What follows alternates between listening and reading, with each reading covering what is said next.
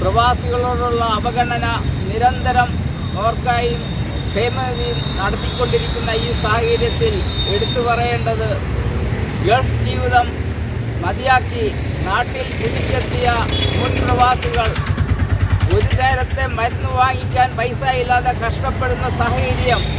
അവർ ഹോസ്പിറ്റലിൽ പോയി ഒരു ട്രീറ്റ്മെൻറ്റ് നടത്തിയാൽ ആ ഹോസ്പിറ്റലിലേക്കുള്ള സാമ്പത്തികം കൊടുക്കുവാൻ അവരുടെ ഭാര്യയുടെ താലിമാല വിറ്റ് പൈസ കൊടുക്കണം. ഇല്ലെങ്കിൽ അമിതമായ പലിശയ്ക്ക് പണമെടുത്ത് ആ ട്രീറ്റ്മെൻറ്റിനുള്ള പണം കൊടുക്കുന്ന സാഹചര്യമാണ്. ഈ സാഹചര്യത്തിലാണ് നോർക്ക ബോർഡ് ഫ്രൂട്ട്സ് പ്രവാസികളുടെ ഇൻഷുറൻസ് പദ്ധതി പ്രഖ്യാപിക്കുകയും അതിൽ ഗൾഫിൽ നിന്നും തിരിച്ചെത്തിയ പ്രവാസികളെ ഉൾപ്പെടുത്താതിരുന്നതും അവഗണനപരമാണ്. അത് പ്രവാസികളോട് കാണിക്കുന്ന വഞ്ചനയാണ്, വിവേചനമാണ് എന്ന് നമ്മൾ പറയേണ്ടിയിരിക്കുന്നു. അത് ഗൾഫിൽ നിന്നും തിരിച്ചെത്തിയ പ്രവാസികളെ ആ ഇൻഷുറൻസ് പദ്ധതിയിൽ ഉൾപ്പെടുത്തേണ്ടത് എത്രയും വേഗം ഉൾപ്പെടുത്തണമെന്ന് അപേക്ഷിച്ചുകൊണ്ടും പ്രവാസികളുടെ നിരന്തരമായ ആവശ്യങ്ങൾ ഉന്നയിച്ചുകൊണ്ടും ബഹുമാന്യനായ കേരള മുഖ്യമന്ത്രിക്കും പ്രതിപക്ഷ നേതാവിനും നോർക്ക ചെയർമാനും ക്ഷേമനിധി ചെയർമാനും എല്ലാം നമ്മൾ മെയിൽ അയച്ചിട്ടുണ്ട്. അതവർക്ക് കിട്ടിയിട്ടുണ്ട്. അതുകൂടാതെ ഇപ്പോൾ അതിൻ്റെ നിവേദനം നോർക്ക ചെയർമാന് ഔദ്യോഗികമായിട്ട് നമ്മൾ ഇപ്പോൾ കൊടുത്തു കഴിഞ്ഞു. അതിനുശേഷമാണ് ഈ ധർണ നമ്മൾ സംഘടിപ്പിച്ചിരിക്കുന്നത്. നമ്മുടെ ആവശ്യങ്ങൾ നിറവേറ്റുവാൻ പേപ്പർ വഴി അല്ലെങ്കിൽ മെയിൽ വഴി നിവേദനം കൊടുത്തിട്ട് കാര്യമില്ല.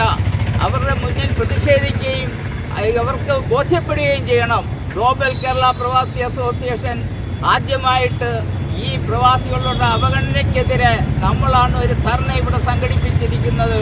ഇത് പ്രവാസികളോട് നീതി പുലർത്തുക, പ്രവാസികളുടെ ആവശ്യങ്ങൾ നേടിയെടുക്കുക എന്നുള്ള ഉദ്ദേശമാണ്. ആ ആവശ്യങ്ങൾ നിറവേറ്റുന്നതുവരെയും നിരന്തരമായിട്ട് ഗ്ലോബൽ കേരള പ്രവാസി അസോസിയേഷൻ ഇതുപോലെയുള്ള ധർണകളും മറ്റു പരിപാടികളും നടത്തുമെന്നുള്ളത് അസന്നിഗ്ധമായി പ്രഖ്യാപിക്കുവാൻ ഞാൻ ആഗ്രഹിക്കുകയാണ്. നമ്മുടെ ആവശ്യങ്ങൾ നേടിയെടുക്കുന്നത് വരെ നിരന്തരമായിട്ട് നമ്മൾ അതുമായിട്ട് മുന്നോട്ട് പോകും. ഇപ്പോൾ നോർക്ക CEO ബഹുമാന്യനായ അജിത് കൊളാശ്ശേരി അവർ പറഞ്ഞത്, നിവേദനം കൊടുത്തപ്പോൾ പറഞ്ഞത് ഞങ്ങളത് പരിഗണിക്കുന്നുണ്ട് എന്നാണ് പറഞ്ഞത്.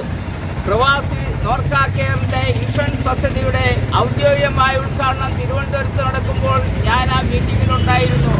ഞാൻ ബഹുമാന്യനായ ശ്രീരാമകൃഷ്ണൻ സാറിൻ്റെ ഈ വിവരങ്ങൾ ധരിപ്പിച്ചതാണ്. അപ്പോൾ പറഞ്ഞത് ഞങ്ങളത് പരിഗണിക്കുന്നുവെന്ന്. ബഹുമാന്യനായ CEO ശ്രീ അജിത് കൊളാശ്ശേരി സാറിൻ്റെ അടുത്ത് ആ മീറ്റിങ്ങിൽ വെച്ച് ഞാൻ സംസാരിച്ചതാണ്. അപ്പോഴും പറഞ്ഞത് ഞങ്ങൾ പരിഗണിക്കുന്നു എന്നാണ്. പക്ഷേ ആഴ്ചകൾ പിന്നിട്ടിട്ടും ഇന്ന് വരെ അതിനൊരു തീരുമാനം ഉണ്ടാകാത്തതിൻ്റെ അടിസ്ഥാനത്തിലാണ് ഈ ധർണ നമ്മൾ സംഘടിപ്പിച്ചിരിക്കുന്നത്. ഇത് ഇവിടെ നിന്നും എല്ലാ ജില്ലാ ഭാഗത്തുമുള്ള നോർക്കയുടെയും ക്ഷേമനിധിയുടെ ഓഫീസിൻ്റെ മുന്നിൽ നമ്മൾ ജില്ലാതോറും ഇതിൻ്റെ ധർണകൾ നടത്തും. ആദ്യഘട്ടം എന്ന രീതിയിൽ തിരുവനന്തപുരത്ത് ഓഫീസിൻ്റെ മുന്നിലാണ് നമ്മൾ ഈ ധർണ നടത്തുന്നത്. നമ്മുടെ ആവശ്യങ്ങൾ നേടിയെടുക്കുന്നത് വരെ നമ്മൾ മുന്നോട്ട് പോകും. അതിന് പ്രവാസി സംഘടനകൾ കേരളത്തിലെ 14 ജില്ലകളിലും ഈ ഗ്ലോബൽ കേരള പ്രവാസി അസോസിയേഷനുണ്ട്. Kuwait, Qatar, Oman, Bahrain, Saudi, UAE എന്ന ഗൾഫ് രാജ്യങ്ങളിലും ഈ സംഘടന ഉണ്ട്.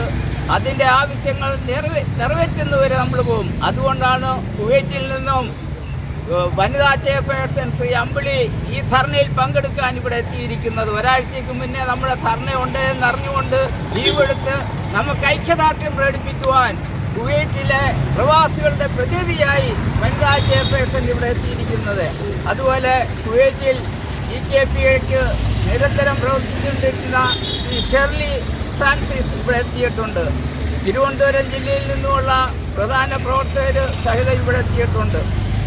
ഇനിയും ധാരാളം പ്രവർത്തകർ വരാനുണ്ട്. നമ്മൾ സമയം വൈകുന്നതുകൊണ്ട് നമ്മൾ അത് നീട്ടിക്കൊണ്ടു പോകുന്നില്ല. അതുകൊണ്ട് എല്ലാ കാര്യങ്ങളിലും പ്രവാസികൾ ഒന്നിച്ച് ഒറ്റക്കെട്ടായി നീങ്ങുമെന്നും ഈ പ്രതിഷേധ ധർണ ഉദ്ഘാടനം ചെയ്തതായി പ്രഖ്യാപിച്ചുകൊണ്ടും ഞാൻ എൻ്റെ വാക്കുകൾ ഉപസംഹരിക്കുന്നു. നമസ്കാരം.